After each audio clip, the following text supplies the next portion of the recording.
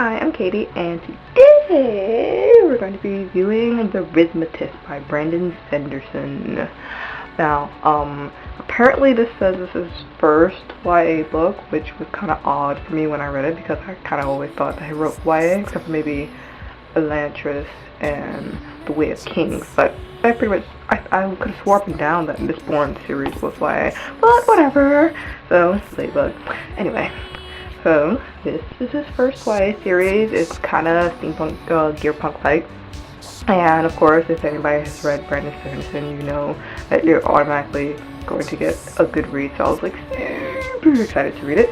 And so, it's about this boy named Joel, and he lives in a world where there's Rithmatists. And the Rithmatists are people who draw with chalk, and the drawings come to life. And so there's these things called chalklands, which are basically like creatures that you draw and then boom, they come to life. But there's these wild chalklands in Nebraska, because the America is not America like as we know it. It's like little islands and stuff like that.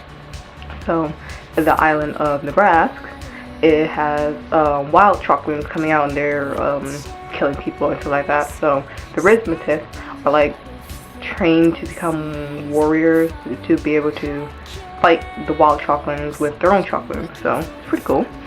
And Joel, he's not a Rithmatist, but he knows a whole bunch about it.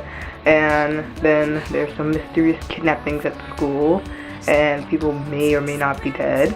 And so he has to figure out the mystery, right the wrongs, all that good stuff. So I liked it.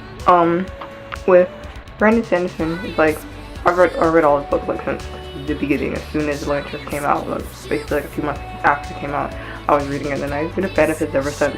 And so like when Robert Jordan died, and he had to end the series, at first I was kind of like nervous. I was like, oh my god, Robert Jordan died. Who's gonna do it? Is it gonna be horrible? And then I was like, oh, okay, Brandon Sanderson. I was like, okay, it's in good hands. I mean, you could tell the slight differences between Robert Jordan's style of writing and Brandon Sanderson's style of writing, but it's still pretty good. So with Brandon Sanderson, what I really admire about his writing style is that if you have like a plot story and it's 1 + 1 = 2, right? He kind of like puts the +9 to the side and makes it 1 × 1 = 1. And you're like, oh, something different and new. But yeah, so I really enjoyed reading it. It ends in a way that you're like, oh my god, what's going to happen next? So I can't wait for the sequel. And I did a survey that hopefully gets me another free Brandon Sanderson book called Steel Heart. So if I get it, woohoo, I'll be doing a review of that. Okay, fangirl moment. So this, of course, gets 5 out of 5 stars.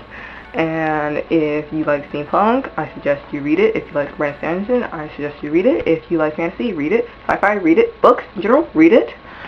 And be sure to check out Harm, the second book in the Outsider Chronicles, which is available for pre-order now, and the link to all that good stuff is down below.